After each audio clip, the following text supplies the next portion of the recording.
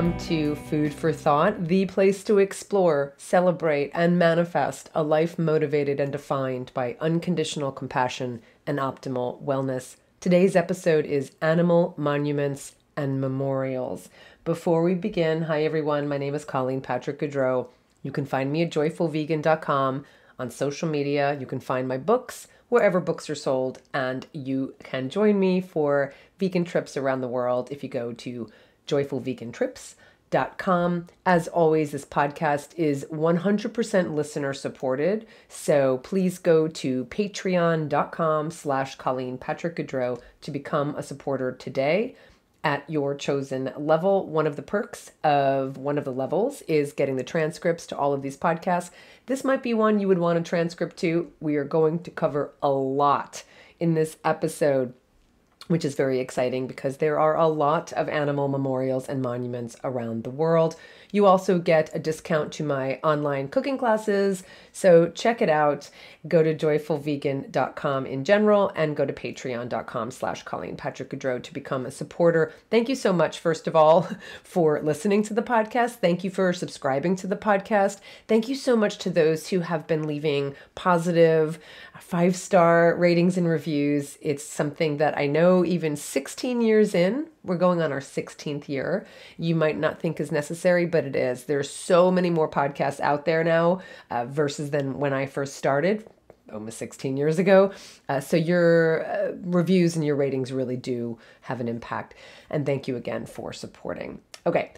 So in a previous episode, which you can go listen to anytime, I talked about animal burials and pet cemeteries around the world. I think the episode is called Pet Cemeteries. I may have even called it Pet Cemeteries and Memorials because I was first thinking that it would be an episode on all of them, but it turned out that there are so many to talk about that I really had to split up the pet cemeteries and the monuments. And so that's what we're talking about today, are the monuments. And in a previous episode, I talked specifically about mostly pet cemeteries, not just animal cemeteries, but really pet cemeteries. And today we're going to be talking about pretty much animal memorials and monuments. And one of the things I emphasize in the work I do, whether I'm talking about just our relationship with other animals, or how we talk about other animals, or how we memorialize other animals, they really do say so much about our feelings about and our relationships with other animals. And in this episode, especially our companion animals when it comes to the cemeteries, in this episode, I want to talk about memorials and monuments that pay tribute to animals, celebrating who they are and our relationship with them, but also remembering and honoring what they've endured, often at the hands of humans. These memorials that I'm going to talk about today, they are in the form of statues, sculptures, structures, right? And the idea is that they are tangible expressions of our appreciation of them and the value of the lives they hold. They're physical manifestations of their bravery, their loyalty, their strength, their love, their selflessness, their endurance, their intelligence, and their beauty. And that is definitely worth remembering. It was such a pleasure to research and write this episode. It was intense because there's a lot. And that's part of the point, is that this is not an exhaustive list. In the interest of time, I could not include all of them. Perhaps there is a book in me, and even though I think there might be some books out there already. But this should demonstrate the number of monuments there are, should demonstrate that there are more than I can talk about on this episode. So there are a lot more out there. Please, if you know of any, I'm very happy to hear about them. So please send me an email. You can do so through joyfulvegan.com. And as we're going to talk about them, I've created categories of these monuments that made sense to me and that I thought would be helpful for you listening. Obviously, some of the different monuments could be cross-sectioned in different categories, but I just think it's a nice way to kind of think about them. And so I just created some categories. So sit back, grab some tea, some coffee, some wine, some beer, whiskey, whatever you want, and sit back and take a listen to what I think is a testament to our very deep, very old relationship with other animals. We're going to start with some famous quote unquote animals, some of whom are known nationally and even internationally, and some of whom are famous within their own local communities. In the episode on pet cemeteries, we talked about the grave sites of famous animals. Animals who weren't just famous because they were companions of famous people, of celebrities. But that's one of the reasons a lot of those animals are considered famous. But those who are famous in their own right, perhaps because of a movie performance, perhaps because of a courageous deed or a heroic deed. So we're going to talk about some animals in all of these categories who are not memorialized only by gravestones and in cemeteries, but by monuments. And arguably, one of the most famous dogs in moviedom was Toto. Toto from the movie The Wizard of Oz. Toto was a Cairn Terrier, originally named Terry, and she was abandoned at a dog training school that existed. I'm not even sure if it still exists. Perhaps it does. It was, well, Spitz is not around anymore, but Spitz was the name of the dog trainer. So it was called Carl Spitz's Hollywood Dog Training School. And Terry was abandoned at this school when she was a puppy in 1933. Spitz kept the dog himself and trained her he had all of these pioneering techniques of hand signals when training dogs for these kinds of performances, specifically for movies. And in 1934, he took her to her first audition for a Shirley Temple film. And by the way, I feel like I should say this at this point. I know that some of you might feel that even talking about animals in film is problematic for you, but A, I'm not going to pretend that didn't exist and doesn't exist, and B, I totally understand the discomfort and even the conflict, just kind of in our minds about, well, I don't know that I really want to talk about, acknowledge, see films that use animals.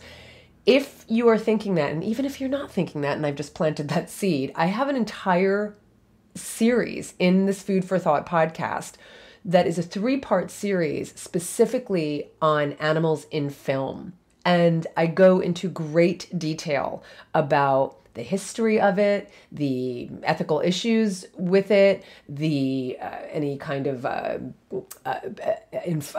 regulation around it.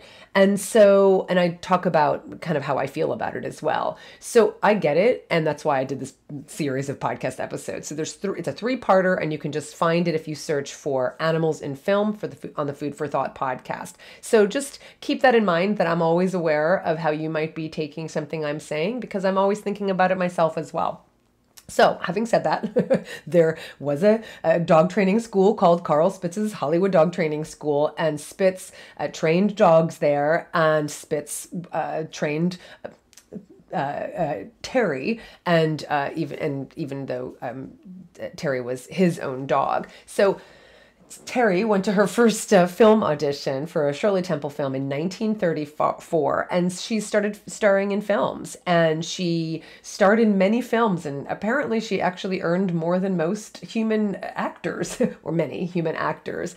And then she finally landed the role that would make her famous and actually change her name. So, that of course is The Wizard of Oz, and she was actually named Toto, and everyone just thinks of her as Toto because of that particular role, but her name was Terry.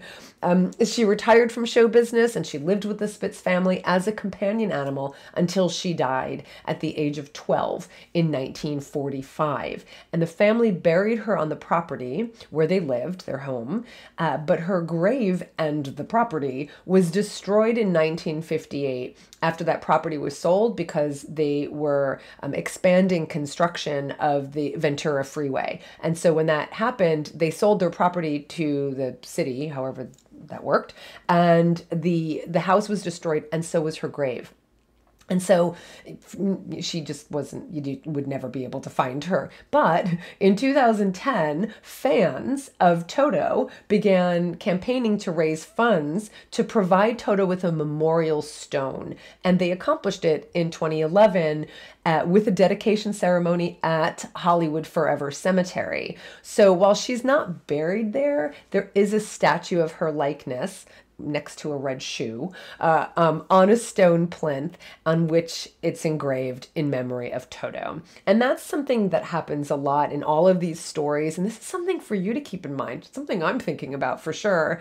And we can talk more about that another time. But something to keep in mind is that in most of these cases, if not all of these cases that I'm going to talk about, these monuments came about as the result of people, community members, fans, what have you, who wanted to memorialize these animals. And so they raised the money, worked with the city, and then obviously hired the sculptors to make these monuments. So it's not something we can't keep doing. I mean, it's being done all the time. I'll be talking about a really nice mix of old monuments, of new monuments. And so something to consider if there's something you want memorialized or animals you want memorialized. And we're going to talk in this episode about individual animals, like I just did about Toto. But we're also going to talk about just categories of animals because of different reasons. And so just something for you to keep in mind as you're listening to this episode. I think what a beautiful gesture it is to put the time and money and resources into creating monuments to our beloved animals. Okay, so that is Toto. And that was in 2011. You would know our next famous dog, but only if you lived in Daytona Beach, Florida, where she was a local celebrity, and her name was Brownie. Brownie was a stray dog who lived on Beach Street for 15 years and became known far and wide as the town dog of Daytona Beach. He didn't belong to anyone in particular, but he was taken care of by locals, by shop owners, by tourists, by everybody who was just aware that this was the town dog, that Brownie was the town dog of Daytona Beach. And all of these people, like I said, locals, tourists, shop owners, they all donated funds to keep Brownie fed and well cared for. And apparently they even established a Florida bank and trust account in his name to make sure that there was always enough money to buy dog food, to pay vet bills. So he was quite literally the town dog. He was taken care of by everybody in town. And when Brownie died on Halloween Day, October 31st, in 1954, at the age of 15, the entire city mourned his passing. 75 people attended his funeral, and the mayor apparently gave the eulogy. So Brownie's grave and memorial statue of his likeness sit prominently still and proudly in downtown Daytona Beach on the corner of Beach Street and Orange Avenue, if you know the town, directly across from where his doghouse stood.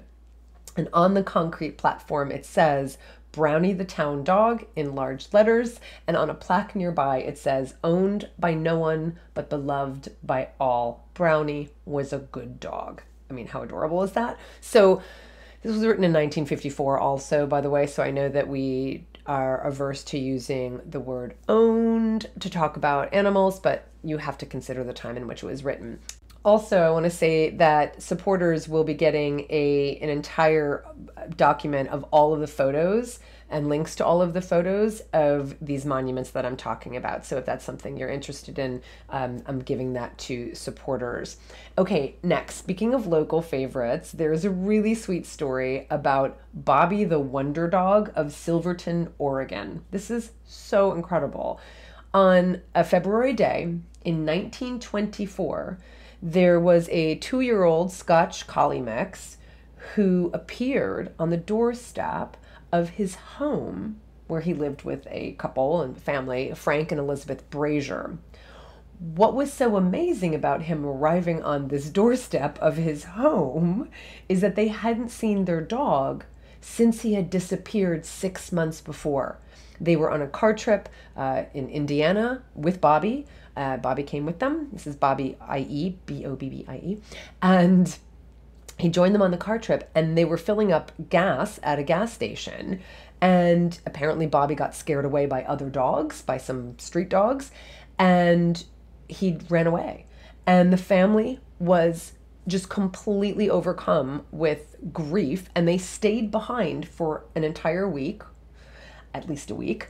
And they searched for him and they placed ads in the newspaper and they put flyers up, and there was no luck. They could not find Bobby. No one saw Bobby. They couldn't find him. And so heartbroken, they gave up and they returned home. So when he arrived on their doorstep in February of 1924, he was skinny, he was mangy, he was exhausted, his feet were worn to the bone, and they were like, where did you come from? How did you, what?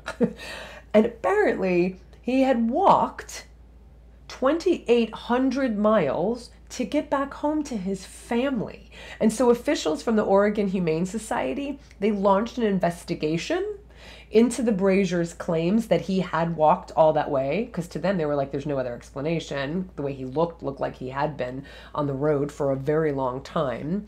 And apparently they were able to confirm after this investigation that Bobby indeed had traveled 2,800 miles in the dead of winter to return home.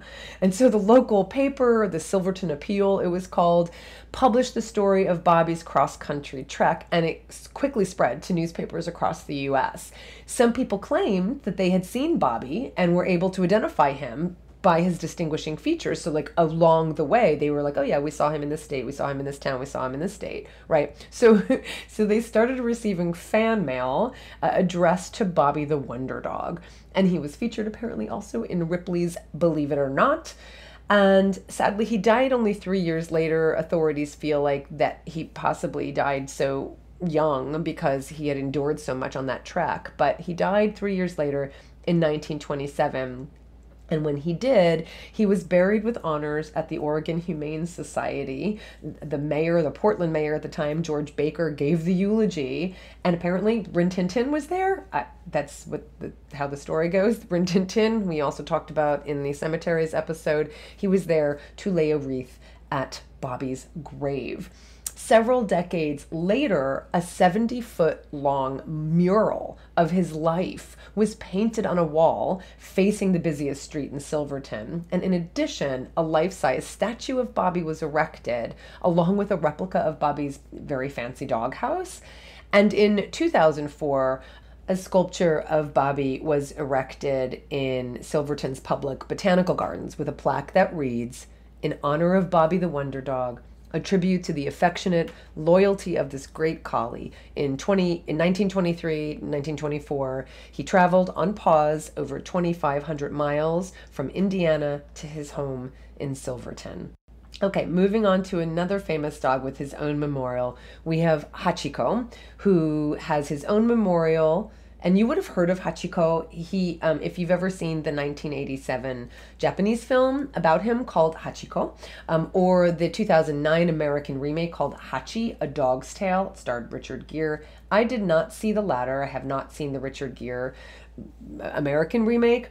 I did see the former. We did see Hachiko, which, like I said, was the 1987 Japanese film. It starred Tatsuyo Nakadai, who's one of my favorite actors of all time, so I would watch anything like he made. However, the movie was not very good, and David and I just didn't finish it. Like, we don't usually not finish movies, but it was just not a great movie. But the point is, Hachiko is memorialized not only in monuments, physical monuments, but also in film. So Hachiko was born on November 10th, 1923, at a farm in the Akita Prefecture. In 1924, so not long after that, when Hachiko was still a puppy, a professor at the Tokyo Imperial University brought him to live in Tokyo as his companion.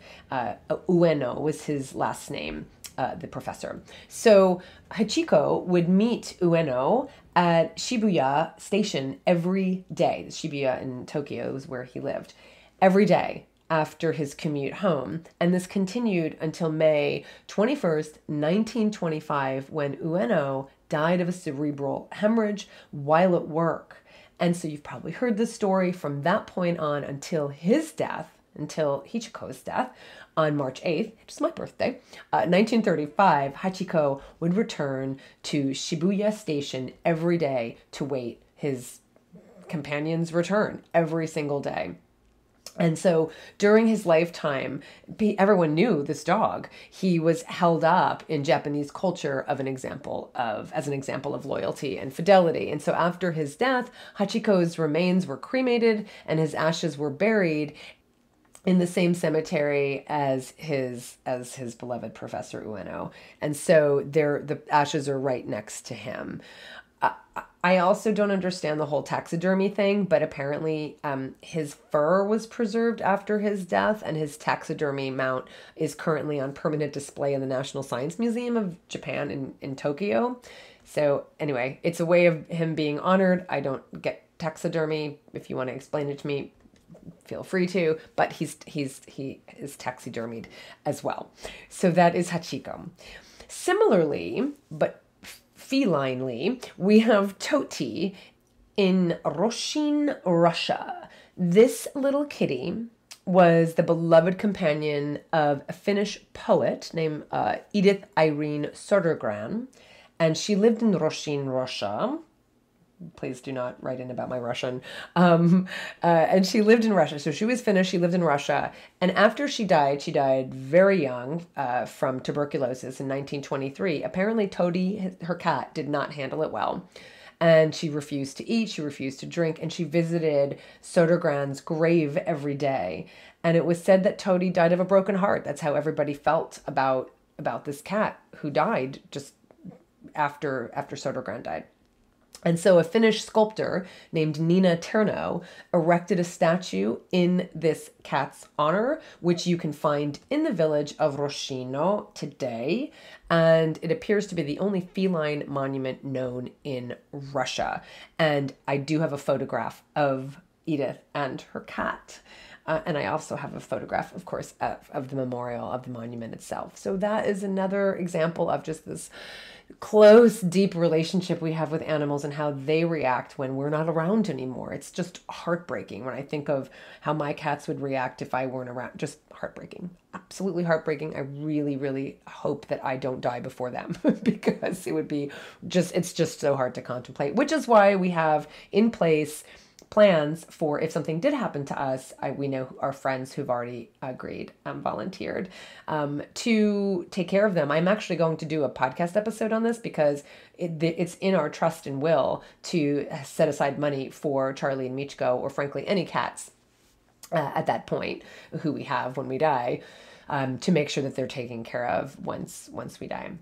Okay, staying in this part of the world for just a short time, we're going to go to Ukraine, to Kiev, where we have a monument of a cat erected in 1998 near the Osteria Pantagruel restaurant at the Golden Gate is what it's called. It's near the Golden Gate. I don't know anything about Kiev, Ukraine, but if you do, it's near the Osteria Pantagruel restaurant and the Golden Gate. And it was erected close to this restaurant because that's where this kitty named Panteleimon, I am not saying that correctly, I'm sure. It's Panteleymon,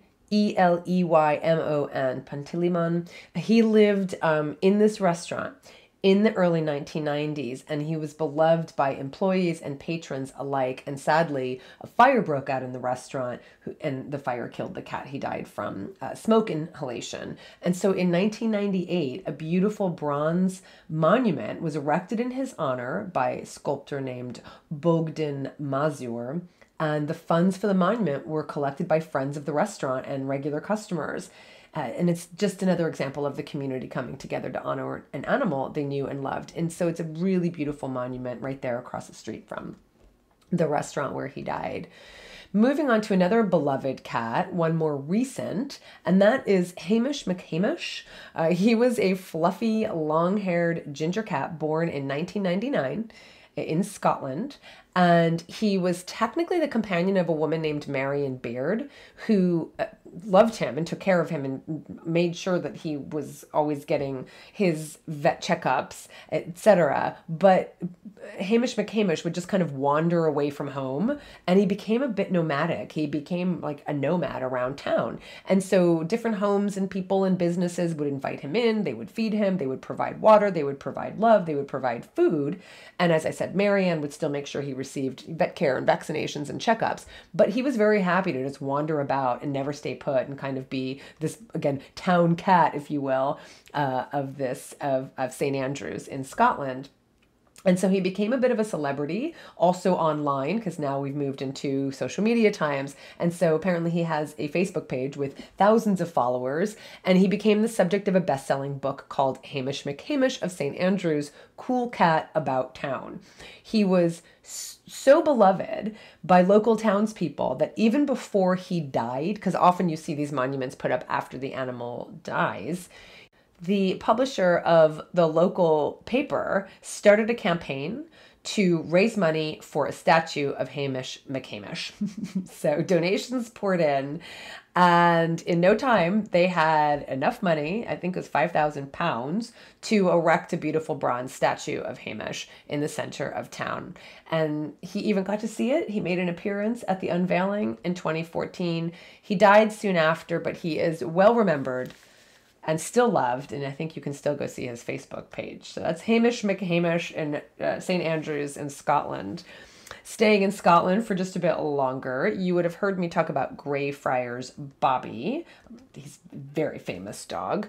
In an earlier podcast episode I wrote called, this is many years ago, called A Journey Through Scotland and England Through the Eyes of an Animal-Centric Anglophilic Literary Geek, was the name of the episode. And so I talked about Bobby, the Greyfriars Bobby in that episode and our visit to Edinburgh. As legend has it, Bobby spent 14 years guarding the grave of his person, John Gray, until he died himself on January 14th, 1872. A year after he died, a statue was erected in his honor, and there have been several books written and films made about this little dog. His tombstone in Greyfriars Kirkyard is not far from John Gray's grave, and it reads, "Let his loyalty and devotion be a lesson to us all."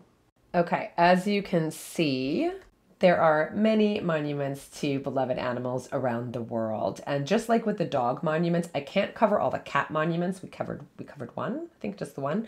But there are two more I want to name, because I love these two monuments and because it's my podcast, so I can do that. But like, there are so many more. There are so many more monuments to dogs and cats, beloved by their people and also beloved by the communities, or at least, honored by the communities who saw the relationship between the animals and people. So I'm going to name a couple more. Now, won't surprise you to know that I am a fan, if one could say that, I think you can say it, of Samuel Johnson, who published A Dictionary of the English Language in 1755. Of course, the most famous of all of his writings. Boswell's biography, by the way, of Johnson still holds up today as one of the best, and I highly recommend it. It's actually in Boswell's biography called Life of Johnson that we discover Johnson's adoration of his cat, who you may have heard of, it's very famous, Hodge, Hodge, who was just one of Johnson's cats, but apparently his favorite. And also animals in general. This is where we find out about Johnson's kind of affinity for animals in general and his cat Hodge in particular. So here's a short excerpt. This is just a short excerpt from Life of Johnson by Boswell. Okay, so this is in the middle of... Nor would it be just under this head to omit the fondness which he showed for animals which he had taken under his protection. I never shall forget the indulgence with which he treated Hodge, his cat, for whom he himself used to go out and buy oysters, lest the servants, having that trouble, should take a dislike to the poor creature. I recollect him one day scrambling up Dr. Johnson's breast, apparently with much satisfaction, while my friend, smiling and half whistling, rubbed down his back and pulled him by the tail. And when I observed he was a fine cat, Johnson replied, "Why, yes, sir, but I have had cats whom I liked better than this." And then, as if perceiving Hodge to be out of countenance, added, "But he is a very fine cat indeed." Johnson's love of Hodge is also memorialized in a poem called An Elegy on the death of Dr. Johnson's favorite cat, written by Percival Stockdale, and it was published in 1778. While it took almost 2 centuries, in 1997, a bronze statue of Hodge was erected outside Johnson's house in Gough Square in London. It was designed by sculptor John Bickley, and it consists of Hodge, Johnson's dictionary, and some empty oyster shells. The inscription quotes Johnson, "A very fine cat indeed." And then finally, to cap off our monuments honored by the public, I have to mention the Katzenbalgen Monument to Homeless Cats in Braunschweig, Germany. Braunschweig. German sculptor Siegfried Neunhausen designed this 1981 monument dedicated to the homeless cats of the city, and it is impressively large, and it is quite moving, and it sits prominently in downtown Braunschweig. I have photos again, you can see this. It is absolutely beautiful, and it's worth it's worth a look. I highly recommend just doing a search for it. Braunschweig Monument to Homeless Cats. So I'm going to stop there because there are just too many. There's so many, and there are like dozens of monuments to dogs and cats by local communities who were memorialized after their death. But now we have to move on to another category that I have created of monuments of animals who were memorialized for having suffered, mostly at the hands of humans. So I should say this section is, on one hand, the section is very sad because we're going to be talking about some, obviously examples of exploitation of animals. But these are monuments to these animals who have suffered because of that. And that alone I find very beautiful. So yes, it's, we're going to be raising awareness that we exploit animals, and surprise, surprise. But these are monuments that actually honor them and remember them for their suffering. So let's start with Laika. In the cemeteries episode, I mentioned there was a tribute to the space dog Laika, Laika, in the oldest pet cemetery in the U.S. in Hartsdale, New York. But that's not where she's buried, and I mentioned that in that episode. If you know your history at all, you would know that Laika, well, if you know your Russian history, I suppose if you know your space history, if you know your history, you might know that Laika was a stray dog from Moscow who had, without her consent, of course, been sent to space in 1957 as part of Sputnik 2 with no expectation of her surviving. And of course, she did not survive. Scientists who were gauging her physiological responses, like after it launched, noted that the noises and the pressures of the flight terrified her. Her heartbeat rocketed to triple the normal rate, and her breath rate quadrupled. The loss of the heat shield is what actually made the temperature in the capsule rise to 90 degrees, and it's the heat that ultimately killed her. But they knew she wasn't going to survive. She was absolutely sacrificed for this. She died within minutes of the launch, though Soviet documents were falsified to say that she survived for several days. Thank goodness she didn't survive for several days, because it was an absolute terror for her.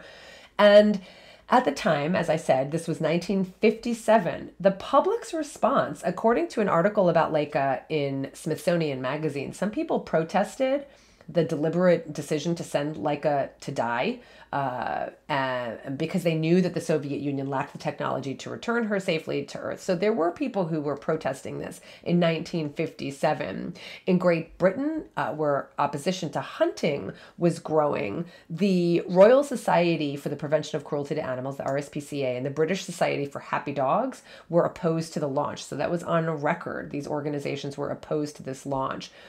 A pack of dog lovers attached protest signs to their pets and marched outside the United Nations in New York. And a space dog trainer, Oleg, the space dog trainer, the person who had trained the dogs for these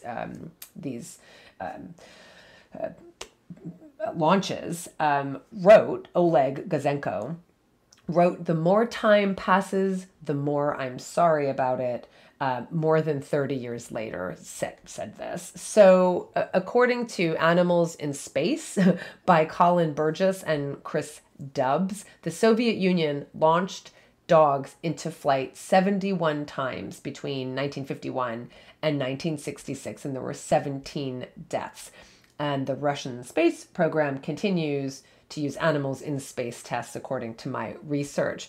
So as I said, Laika is not buried at Hartsdale, but there is a memorial to her there. And in Moscow, even though it took 50 years to do so, a monument to Laika was erected in 2008. It stands near a military research station, and it's shaped like an abstract rocket that kind of morphs into a hand, cradling Laika toward the stars. Not how she was cradled in life, not how she was protected in life, unfortunately, but there is a monument to her today in Moscow, and I'm glad for that. While we're in Russia, and while we're speaking of animals used for research, let's take a look at the monument to the laboratory mice in Novosibirsk in southwestern Siberia in Russia. Installed in 2013, it honors, it's just amazing, wait till you see this, the countless numbers of mice used and killed in laboratories, or in this case more particularly, mice used for DNA research in Russia. So the statue depicts a mouse in a lab coat who looks like an old granny. She looks like an old grandmother with glasses, knitting a double helix DNA strand.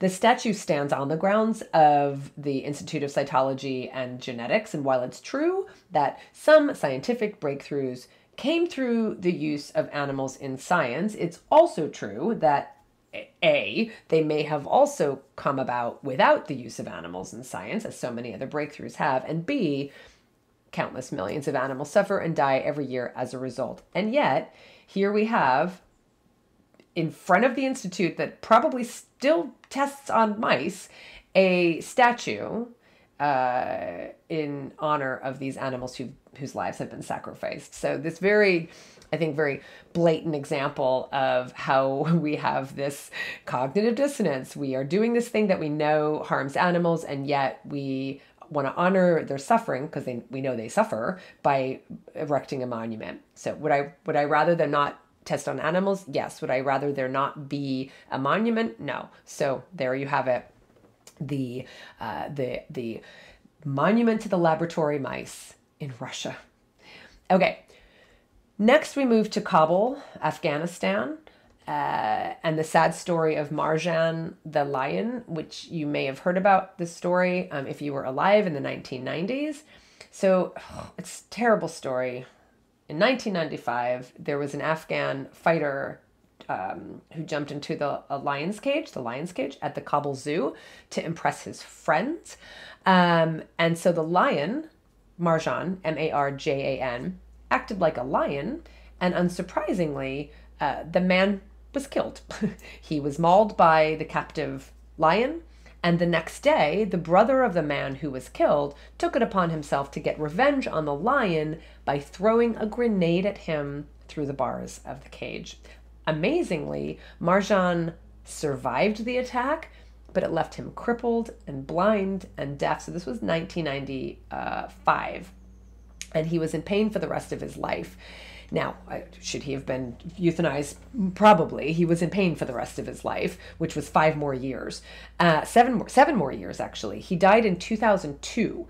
And this whole plight caught the attention and the sympathy of the world. And when he died, he was buried in Kabul Zoo in 2002, where a bronze memorial statue of him has been placed at the entrance. An inscription on the memorial reads, "Here lies Marjan, who was about 23. He was the most famous lion in the world." In addition to that, people from all around the world donated $500,000 to rebuild the Kabul Zoo and provide better care for its long neglected animals. And while I think we can all agree that there's a better way to spend $500,000 to help animals, the intentions of compassionate people around the world were pure and good. I don't know what's happening right now with Kabul Zoo because things have changed even once again in Afghanistan. So I'm sure we can find out if we dug a little bit. Okay, speaking of the lightness and the darkness of, when I say the lightness, I don't mean like how heavy you are. I mean the light and the darkness in humans.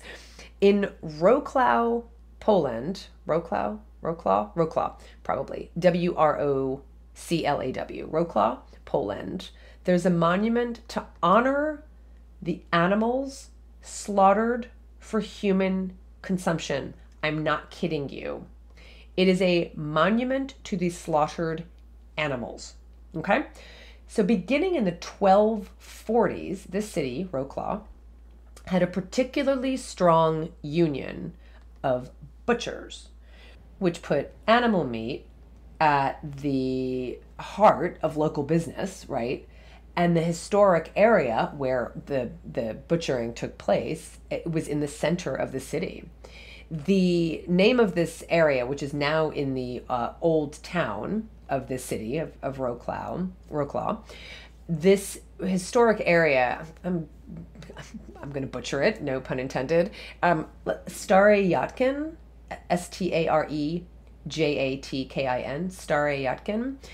This is where the butchers were all centralized.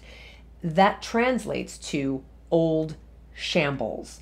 And if you remember in one of our past episodes here on Food for Thought, shambles is an old word for the area of a city where animals were slaughtered, such as the shambles in the city of York in England. And we still use the word shambles today to describe something that's an absolute horror, that's an absolute mess, right? Just something's just a complete shambles, right?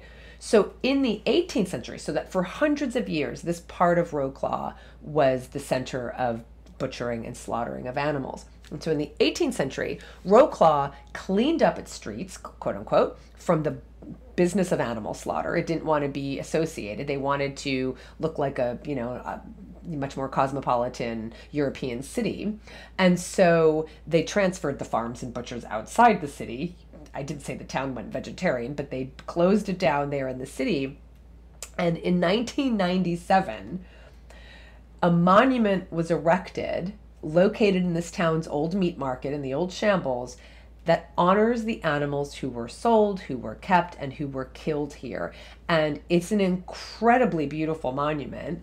It's several bronze statues representing the animals medieval butchers would have slaughtered every day. There's a calf. I think a cow would have been too big, or a bull. So there's a calf, there's a goat, there's a rabbit, there's a rooster, there's a goose, and 2 pigs. And they're all bronze. And while the site has not housed the meat market since the 1700s, and while residents of the city, of course, continue to consume animals, I still think this monument is a stellar example of, again, that kind of, cognitive dissonance and willful blindness that we have where we simultaneously love and eat animals. Okay, so speaking of cognitive dissonance and willful blindness, I have another example, perhaps one of the most unique animal memorials in the world in Ranake, Pakistan. It's called Hiron Minar, and it means deer tower. It was built in 1606 as part of the Emperor Prince garden in a hunting park. Now remember, we'll talk about the word park. Park actually means, it originally meant the space, it was hunting grounds. It's basically what a park, it meant an enclosed space where you hunted. That's what a park meant. So this was the hunting grounds of the emperor's palace. And in the 17th century, the emperor's name was Jahangir, Emperor Jahangir. And he was known for his love of nature, his love of animals, and his love of hunting. The hunting grounds were an important part of early monarchs. So as I said, their parks, their hunting grounds, that's what they controlled, right? And so when I say that this emperor, Jahangir probably, kept deer, I mean it not in the sense of like they were pets. I mean it like they would have been enclosed in hundreds of acres of this park setting that was essentially the hunting grounds for the emperor, for the king. Okay, so as the story goes, one day a deer was ensnared in a trap on these grounds, but he was so docile and he was so affectionate that the emperor took a great liking to this animal and named him Mansraj, which basically means royal deer, and he made him his pet. Again, for all intents and purposes, he was still kept in the main herd, but he loved this deer. And so in 1620, in the area where Hiron Minar was later built, the emperor was out hunting with others, and he apparently was trying to kill a different deer, but he killed Mansraj instead. And the emperor was absolutely bereft, and he ordered to bury the deer in the ground right where he died. And he asked to have a gravestone made in the shape of a deer and build a 100-foot tower at that place called Hiron Minar.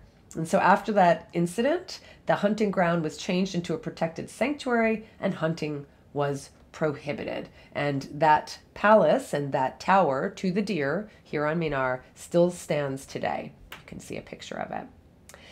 Moving to a very different place across the world, we have a very strange monument. I debated whether to include this or not, but I think it's just another one of those examples. Perhaps this whole category of monuments could have been the whole cognitive dissonance and willful blindness category. But we have a monument and a memorial to Leroy Brown. This is in Eufaula, Eufaula, Eufaula, Alabama.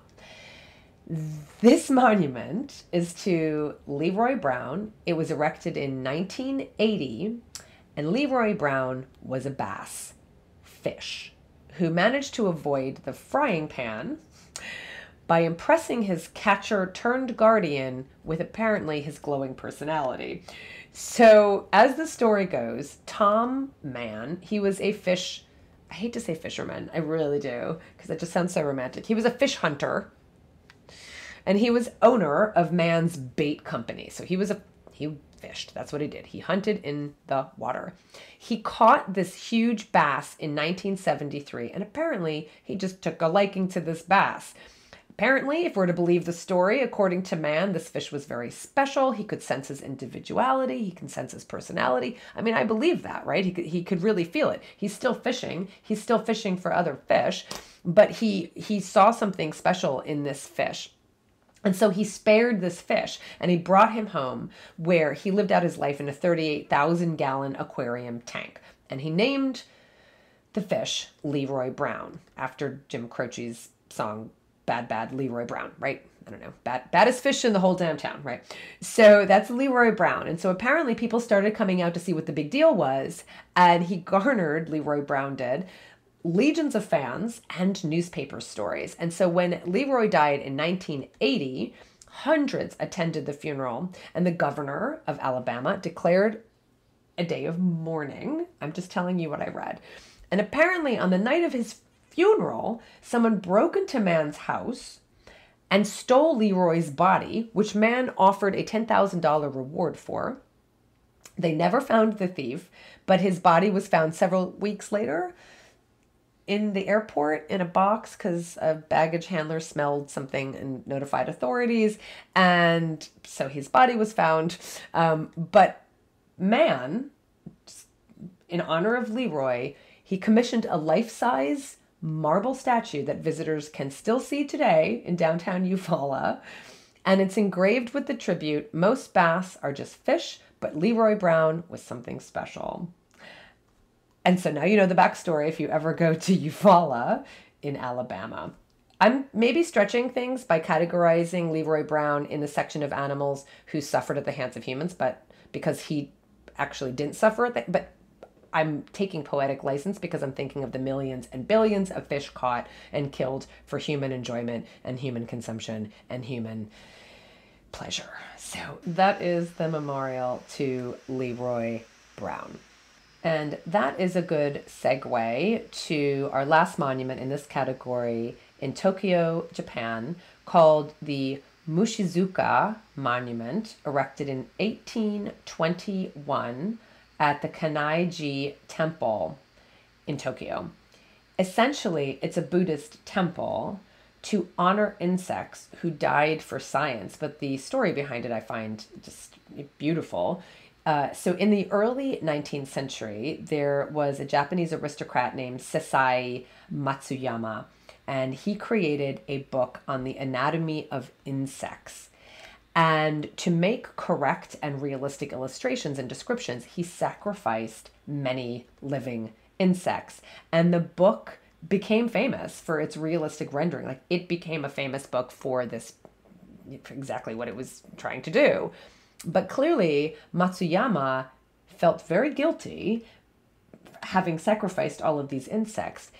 And his dying wish was for a monument to be built in honor of the souls of the flies, and the crickets, and the grasshoppers who had been killed for the production of his scientific text. And so the monument, called Mushizuka, which means mound for insects, is a beautiful, simple rock honoring these lives. And so that is the monument built in the 1820s. The next category, which is full of some of my favorites of monuments I want to move on to, are those that honor animals for their heroism, for their courage, and for their endurance. Now, there is some overlap here because some of them are animal war memorials, like war memorials, which we will get to. But they're not all. They're not all just, military prowess, etc. We'll get to that. So some have to just do with the trials and tribulations due to exertion and endurance, due to some kind of adventure. And so it's endurance, let's call it, and bravery and heroism. So the first one is a monument in Karori Cemetery in Wellington, New Zealand, to a cat named Mrs. Chippy, who accompanied Ernest Shackleton and his crew on the Endurance expedition to Antarctica between 1914 and 1917. Mrs. Chippy was a striped tabby, and despite the name, was actually male. And so Mrs. Chippy is said to have been very attached to his guardian, the expedition's lead carpenter, Harry McNeish. McNeish. I'm going to say McNeish. I've seen it spelled both ways. I'm going to say McNeish. McNeish, McNeish. Harry was also known as Chippy, because Chippy is a slang British term for a carpenter. And so maybe you can now see how Mrs. Chippy got his name. He followed Mr. Chippy. He followed Harry around like a devoted wife, and they thought originally that he was a she, and it turned out he was a he, but they kept the name. So Mrs. Chippy kept his name, and he just loved his companion. He loved Harry. Harry loved this cat, and the other crew members loved this cat as well. In fact, at one of the photos you can see that I'm going to send to supporters is a photo of Mrs. Chippy on the shoulder of a crew member. And remember that photo because I'm going to talk about it in a little bit. So as you may know, the expedition took a tragic turn when the ship became trapped in the ice. And Shackleton decided that Mrs. Chippy and 5 of the sled dogs would not survive and had all of them shot, because he knew that if they were going to be scraping along to get food themselves, they weren't going to be able to feed the mouths of these animals. And so he said they needed to be shot. And so in a diary entry from October 29th, 1915, Shackleton wrote, "This afternoon's Sally's 3 youngest pups, Sue's, Sirius, and Mrs. Chippy, the carpenter's cat, have to be shot. We could not undertake the maintenance of weaklings under the new conditions. Macklin, Crean, and the carpenter seemed to feel the loss of their friends rather badly." Yeah. And he was not wrong. In fact, McNeish never forgave Shackleton for the decision to shoot his cat, and he was later denied the polar medal that the rest of the crew received. And he thinks it was because of Shackleton's perceiving his being upset as insubordination, and so he did not get the polar medal with the rest of the crew. And Mccamesh himself died destitute in Wellington, in New Zealand, in September of 1930, and he was buried with full naval honors in an unmarked grave. In 1959, the New Zealand Antarctic Society placed a headstone on the grave, and they added a life-size bronze statue of Mrs. Chippy in 2004. And Mrs. Chippy is memorialized in other art forms as well. You've seen that. We're talking about physical monuments here, but I've mentioned other monuments. I've mentioned other memorials, whether through poetry or art or films or what have you. And in this case, Mrs. Chippy is honored there's a novel, a 1997 novel by an author named Caroline Alexander called Mrs. Chippy's Last Expedition, The Remarkable Journey of Shackleton's Polar-Bound Cat. Mrs. Chippy is the subject of an opera written by Russell Hepplewhite, commissioned in 2015 for primary school children, and that's called Shackleton's Cat, even though it wasn't Shackleton's cat. And that photo I mentioned of Mrs. Chippy on a crew member's shoulder, it was featured on a postage stamp issued by the South Georgia and the South Sandwich Islands in 2011. So Mrs. Chippy and his relationship and close relationship with Harry and the crew is memorialized in many different ways. Long before Mrs. Chippy joined the Endurance crew to the Antarctic, another cat named Trim, this is, I think, one of my favorite stories, traveled the high seas aboard the HMS Reliance, a ship on which he was born.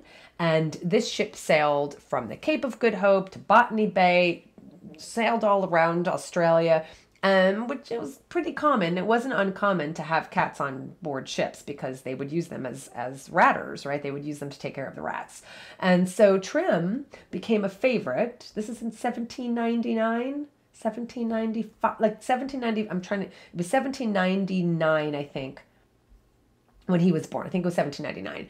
And he became a favorite of the crew on the ship, and specifically of the crew's 25-year-old Lieutenant Matthew Flinders.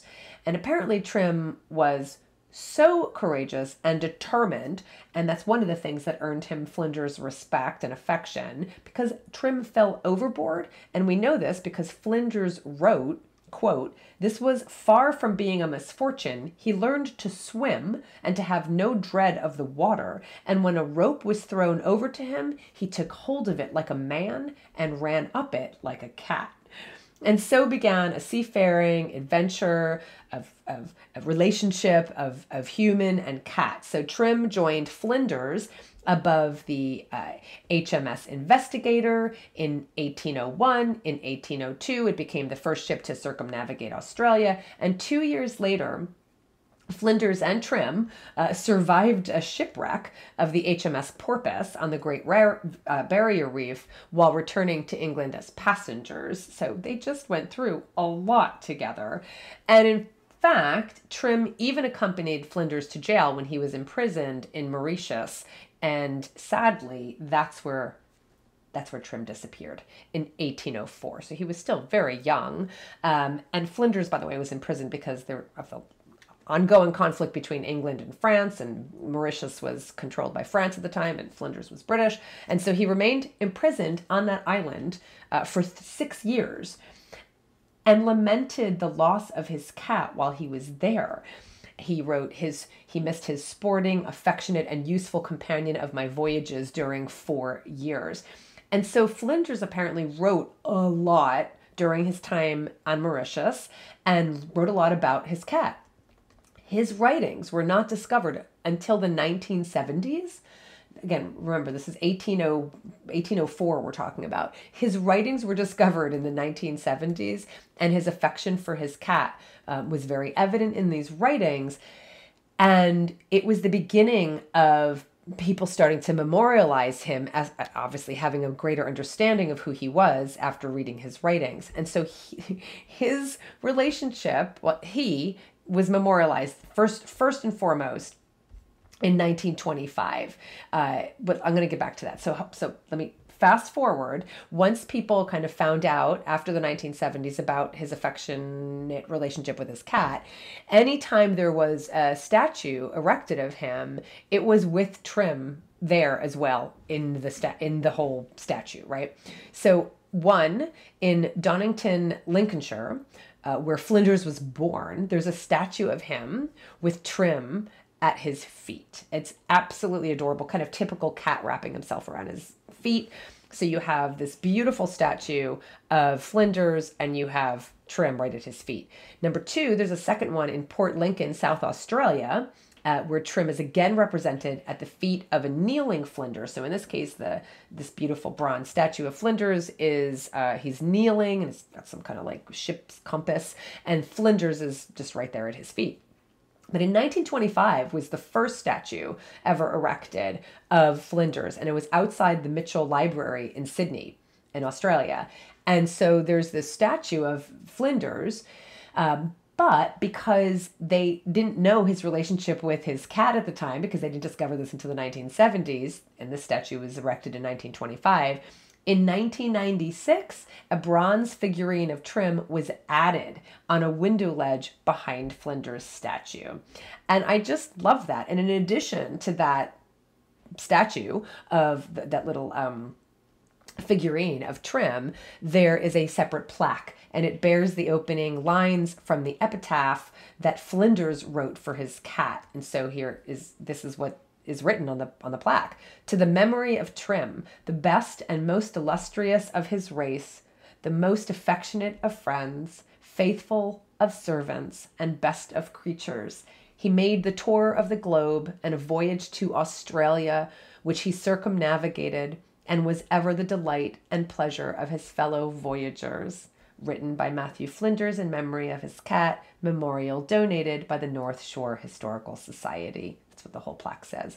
So can I just plant the seed that if there's ever going to be a statue of me, and there won't be, but if there ever was, can we right now, I want to be sitting at a window looking at the deer outside, and so I want the deer to be part of the statue, and then I'll be reading a book, maybe drinking some tea or maybe a glass of wine. Probably tea, with two cats on my lap. So I want my cats to always be in any kind of physical representation of me. Just saying. And I love that. I just love that. I just love that, all these years later, the public just recognizing that he loved his cat so much and that he tragically lost him. And yet hundreds of years later, when honoring Flinders, people also made sure that his cat and his affection for his cat was also honored for as long as these statues stand. And I just absolutely love that. Okay, we're almost finished. We're moving toward the end here.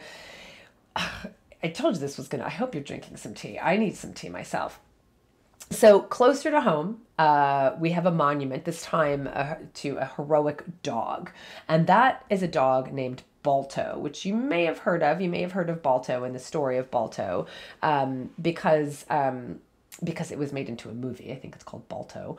So this dog named Balto, whose heroic feat was so great that a statue was erected to him in Central Park in New York City in 1925, was because that was the year he rose to prominence because of a life-saving feat. So in this case, it wasn't after he died, just like our Hamish Mccamesh. It was while he was still alive.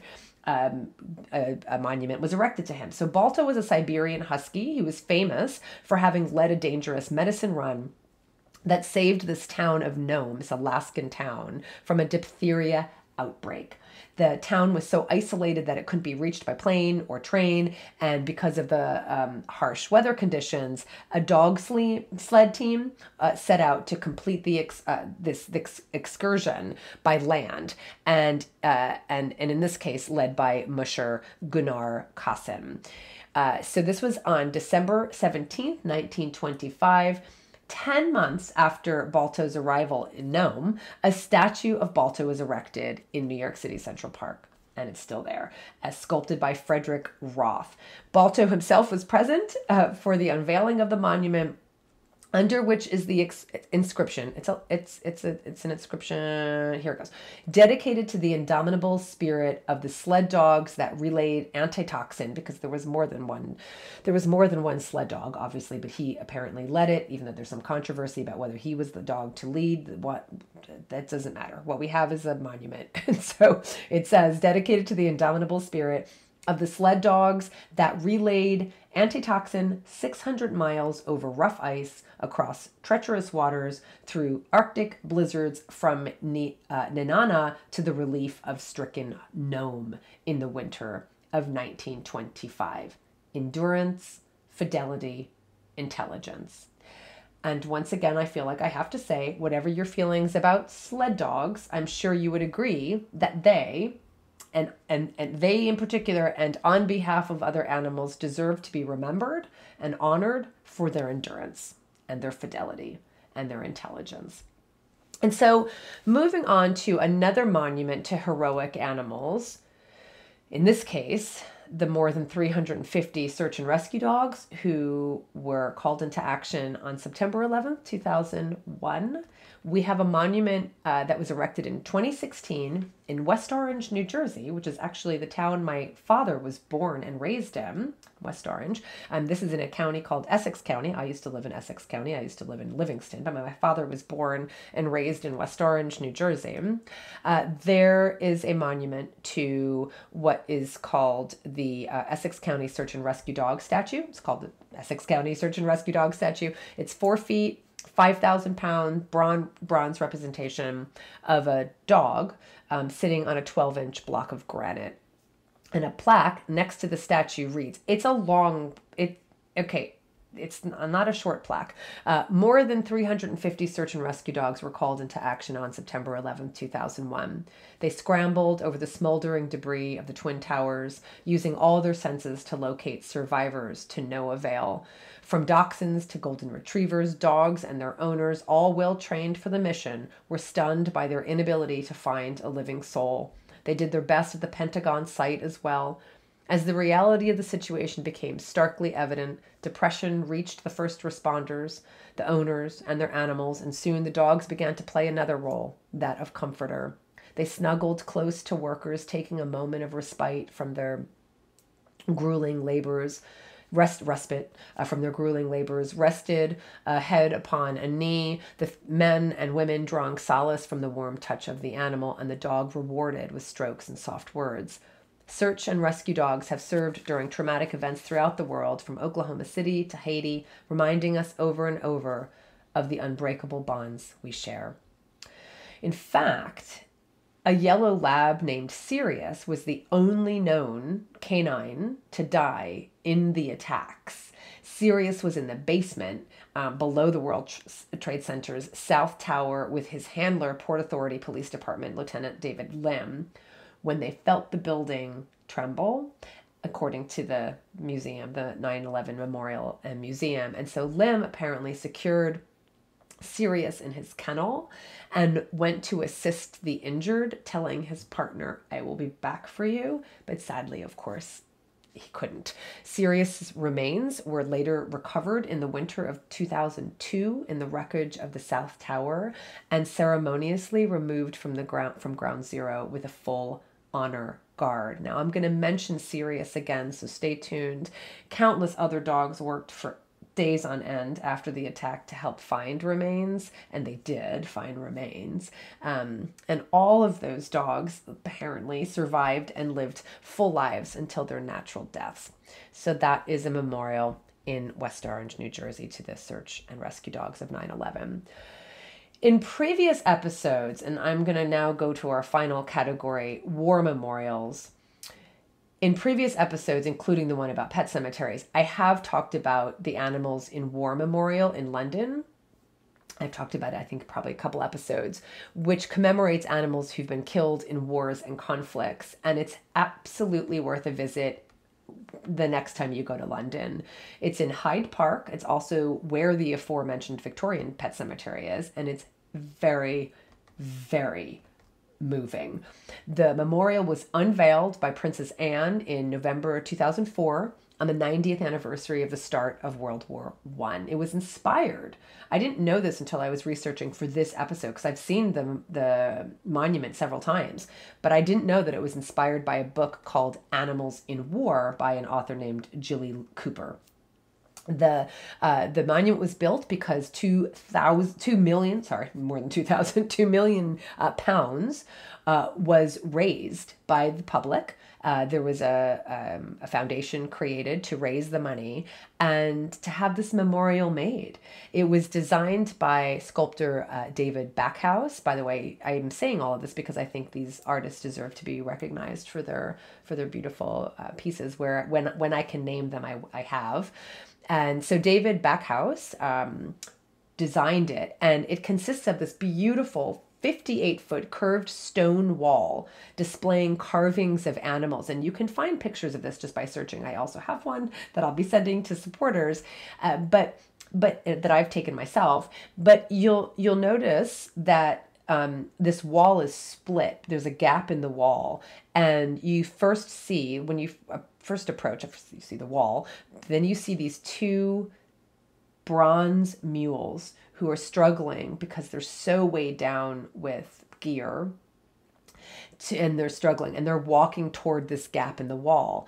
And on the other side of the wall, ahead of them, on the other side of this wall, is this huge, possibly life-size horse. It's massive, bronze horse and a dog.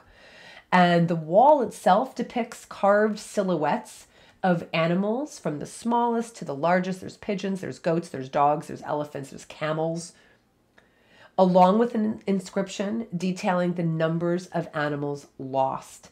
Beneath the main heading, Animals in War, there's a heading that says Animals in War, the memorial has two inscriptions. One is, this monument is dedicated to all the animals that served and died alongside British and Allied forces in wars and campaigns throughout time.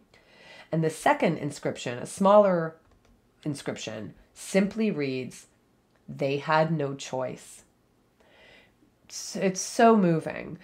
And it's true. The British and Commonwealth and Allied forces enlisted millions of animals who served and died alongside their armies. These animals were chosen for a variety of reasons, for their natural instincts, and vast numbers were killed, often suffering agonizing deaths from wounds, from starvation, from thirst, from the elements, from exposure, from exhaustion, from disease. 8 million horses, countless mules, countless donkeys died in the First World War. They were used to transport ammunition and supplies to the front. Many died. Dogs ran messages. They laid telegraph wires. They detected mines. They dug out bomb victims and acted as guard or patrol dogs. More than 100,000 pigeons served Britain in the First World War, and 200,000 in World War II. 200,000 pigeons, right? And so they saved the lives of these human soldiers by carrying vital messages, of course, sometimes over long distances when other methods of communication were impossible. You have elephants, camels, oxen, cats, canaries, even glowworms, who all contributed something to the conflict that humans started during the 20th century. And this memorial is a lasting tribute to them all. England is not the only country to honor animals used in combat. In Ottawa, Canada, there is an Animals in War dedication honoring animals who served alongside their human comrades as well. It's symbolically set next to the South African War Memorial, a battle for which Canada supplied 50,000 horses for mounted troops, and the footprints of dogs and horses and mules are stamped into the concrete of this Animals in War dedication, representing the marks they left on the battlefield. A bronze life-size statue of a medical service dog stands guard over the dedication, wearing this replica of a medical backpack that war dogs would have used during the First World War. There are 3 bronze plaques depicting animals in war, and they provide information about the roles and the sacrifices and their loyalty that they would have played during these wars in general.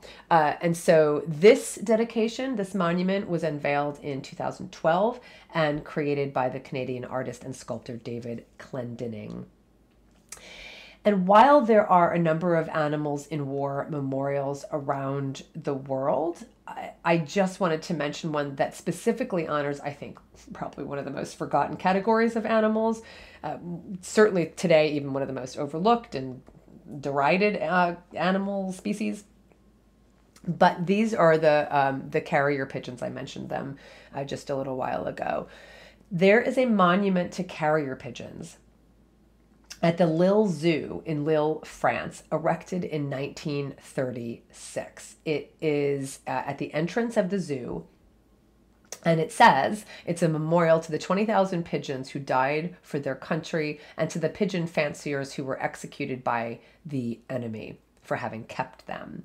It is a huge monument. It's a beautiful monument. It features peace personified by a woman liberating a swarm of pigeons. So you will see this monument as well. You can just search for the Lille monument at the Lille Zoo. I mentioned a memorial in the Pet Cemeteries episode that I want to elaborate on here, and that's the National War Dog Cemetery in Apra Harbor, Guam. And I mentioned this because it's there is a U.S. naval base there in Guam's Apra Harbor, and there is the National War Dog Cemetery honoring the military dogs who died in the 1944 Second Battle of Guam. In the battle, the dogs helped members of the U.S. Marine Corps by serving as guards, carrying medical supplies, and finding bombs in enemy combatants, literally saving the lives of the human troops. Of the 60 Marine war dogs who landed on Guam, 25 died there and 20 more were wounded. As the dogs died over the course of the battle, they were buried along with the human Marines at Asan, the initial landing point of invasion, and headstones were added later on, so there was a small plot in the cemetery. But the human remains were eventually returned to the United States. And by the 1980s, the dogs' graves had largely been forgotten and they were overgrown with weeds. In 1994, William Putney, who had served as the commanding officer for the 3rd War Dog Platoon, lobbied for the creation of a memorial to the dogs, and with the aid of the United Doberman Club, raised funds for the monument. And that monument was unveiled at the Pentagon in June of 1994 and became the first official war dog monument in the U.S. And we have other war dog monuments. There's a West Coast War Dog Memorial in Riverside, California. There is one in Georgia at Fort Benning. So there are war dog memorials really around the country, around the world. At Hartsdale Pet Cemetery, which I mentioned in the Pet Cemeteries episode, it's the oldest pet cemetery in the U.S. There's also a war dog memorial that honors the dogs who served in World War I. It was unveiled in 1923, and so you can see that this is something that people who have been in combat with these animals absolutely wanted to have memorialized because of the sacrifice they knew these animals made or were forced to make, and so they're quite moving. And at the one in Hartsdale, there is actually a memorial to the dogs who were the search and rescue dogs during the 9/11 attacks and the Oklahoma City bombing in 1995, if you remember that. I do remember that very well. And so there's a memorial, a tribute to those dogs who helped search for survivors in these terrorist attacks. And Sirius, the only dog who lost his life that we mentioned, that I mentioned earlier in the September 11th attacks, he is memorialized here as well. And finally, we have in Michigan, the Michigan War Dog Memorial. And the reason I wanted to bring this up is because it's actually more than just a memorial. It's actually an entire park dedicated solely to dogs who have fought in American wars. So it's rather than a general monument to war dogs, it's a collection of memorials and gives individual dogs their own headstones, names and dates of death included. One of the most prominent memorials is the Vietnam Canine Memorial Wall, which lists the more than 4,000 dogs who were left behind when the U.S. withdrew its troops from Vietnam. It's absolutely heart-wrenching. And this park is appropriately nicknamed the Arlington of Dogs. Of dogs. So those are the physical monuments that war animals have been honored with. And of course, there are other ways. I mentioned films and art and etc. of ways that we can honor animals just in general and war animals in particular. So I want to just end with these. In 1916, the Blue Cross Animal Welfare Charity, a UK-based nonprofit that still exists, and who would have treated thousands of the horses injured during World War I. In 1916, the Blue Cross Animal Welfare Charity commissioned a painting by an artist named, and he was Italian, but he lived in the UK, an Italian-born artist named Fortunino Matania. And they commissioned this painting to get at the heart of what it means for animals to be on the battlefield and what their loss would have meant to the human soldiers they would have had deep connections to. And so the painting is called Goodbye, Old Man, and it remains Matania's most famous painting. It's an absolutely beautiful painting. You can look it up. Goodbye, Old Man. Old Man was the name of this horse. And it's this beautiful image of a soldier saying goodbye to his fatally injured horse. And it now hangs in the boardroom of the Animal Hospital in Victoria, London. In addition to this one painting I'm singling out, there have also been countless stories and poems and, as I said, pieces of art over the years about this very topic, obviously monuments. And in fact, a poem by Henry Chappell titled A Soldier's Kiss went along with the Matania painting, and they were used together to raise awareness of the plight of the war horses. And I'll read the poem to you in closing. It's called A Soldier's Kiss by Henry Chappell. Only a dying horse. Pull off the gear and slip the needless bit from frothing jaws. Drag it aside there, leaving the roadway clear. The battery thunders on with scarce a pause. Prone by the shell-swept highway, there it lies, with quivering limbs, as fast the life tide fails. Dark films are closing o'er the faithful eyes that mutely plead for aid where none avails. Onward the battery rolls, but one there speeds heedlessly of comrade's voice or bursting shell back to the wounded friend who lonely bleeds beside the stony highway where he fell. Only a dying horse. He swiftly kneels, lifts the limp head and hears the shivering sigh, kisses his friend, while down his cheek there steals sweet pity's tear. Goodbye, old man, goodbye. And so there you have it. Monuments and memorials to honor the animals in our lives, the animals we love, the animals who love us, the animals who support us, the animals who have had no choice but to die for us. And it really was a pleasure and a joy to find so many memorials from over the centuries. I hope you enjoyed listening. These monuments certainly also reflect the contradictory way we love and use animals at the same time, a contradiction that is deeply embedded in our human history, but one that I hope will be reconciled as we remain open, as we remain curious, as we remain committed as human beings to reflect our deepest values in our daily choices for the animals. This is Colleen Patrick-Goudreau. Thanks for listening.